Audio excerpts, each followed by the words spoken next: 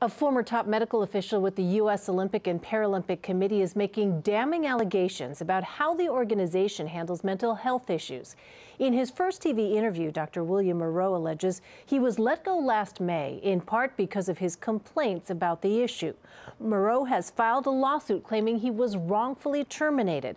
Here's Dr. Jon LaPook.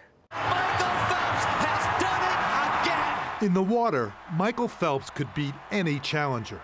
I'm a finely tuned swimming machine. But on land, he says he was brought to his knees by a force he couldn't see or understand.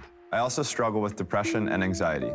This week, Michael Phelps said about the U.S. Olympic and Paralympic Committee, "I don't know of anything they've done to help us mental health-wise." You're either part of the problem or part of the solution. And is siding with a whistleblower, a doctor who worked inside the USOPC for 10 years and gave his first TV interview to CBS News. Michael Phelps is exactly right, and people need to start listening to what he's saying about mental health. Dr. Bill Moreau, a chiropractor and a former medical chief for the committee, was fired last May.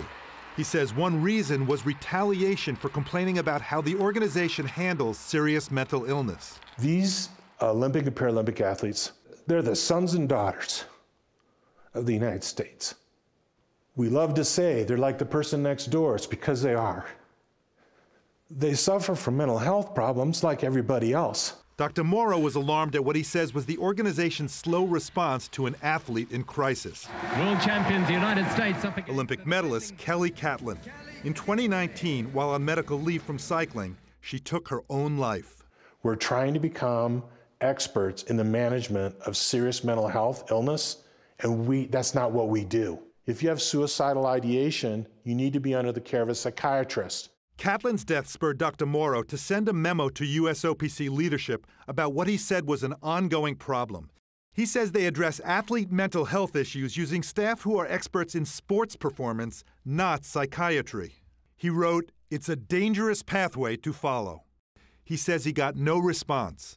Catlin's father says he doesn't know if more help from the Olympic Committee could have saved her life. We desperately need action. Olympic champion swimmer Allison Schmidt, who has battled depression for years, tweeted that Catlin's death breaks my heart and says she's still struggling to get help from the USOPC.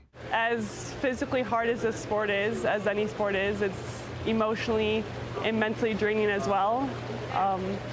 As an athlete, we're not able to just turn that off. Our jobs are 24/7. And so I do believe that we need that support physically, mentally, and emotionally. And I do feel like we're only getting that support physically. Michael Phelps talked about how after an Olympics, he would crash emotionally. It was kind of a letdown. Is that an especially vulnerable period right after an Olympics? Completely. And as soon as that last race is swum, it's, okay, you're on your own. See you later. And yeah, that's a very vulnerable stage that we're in at that point because we're giving everything and we're on top of the world and we come back down. And whether you win or lose at the Olympics, you have those feelings of coming down from the highest of the high. What a performance. Olympic record 153.61. Allison Schmidt, who has won 8 Olympic medals, 4 of them gold, says the USOPC needs to change its priorities. They care about performance and how many medals they get. And other than that, I don't feel like we're a priority as a human being. The USOPC did not respond to our request for an interview, but said in a letter to its athletes last week, quote, "In the cases Bill Moreau uses as examples against us, we acted appropriately, expeditiously, and in the best interests of the athletes." Elaine? Dr. LaPook, thank you.